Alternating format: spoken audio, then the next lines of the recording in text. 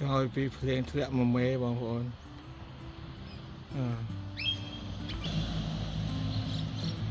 កន្លែងក្មេងលេង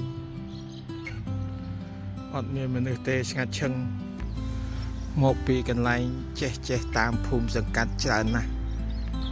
មិនដឹងថាគេបែកខ្ញែកទៅណាអស់ហើយម្យ៉ាងទៀតពេលនេះគឺជាពេលព្រឹកផងមិនមែនជាកន្លែង professional អីទេគ្រាន់តែកន្លែងមួយឲ្យក្មេងចេញមកលេងកុំឲ្យវាអង្គុយនៅក្រៅផ្ទះពេកអង្គុយទៅក្នុងផ្ទះពេកបងប្អូនក្នុងភូមិសង្កាត់គេពិតជាច្រើនមែនកន្លែងចេះមិនថានៅកន្លែងណាទេគេតែងជាសួនមួយទូចដើម្បីឲ្យយើងចេញមកលេងតែអត់មានមនុស្សទេបងប្អូន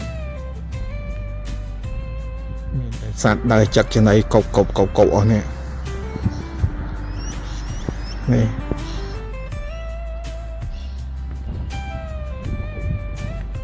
ើយនេះគឺជាអ្នកភូមិគេនៅទីនេះ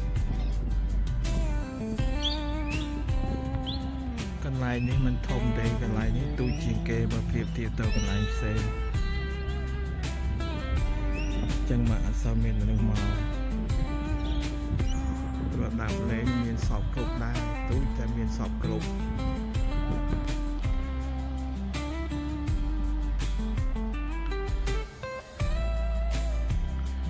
ស្លឹកឈើក្រហមអស់ហើយព្រោះខែល្ងាគ្មានអីទ្រាំបាននឹង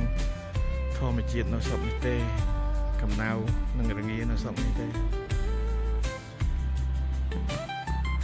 មើលចុះជ្រុះស្លឹកអស់ហើយខ្ទេច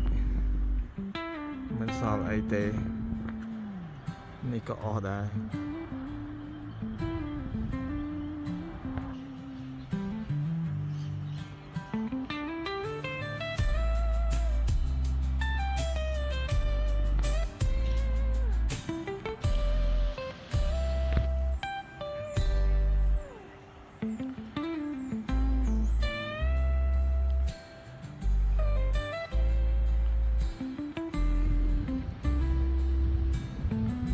ក្រហមអស់ហើយ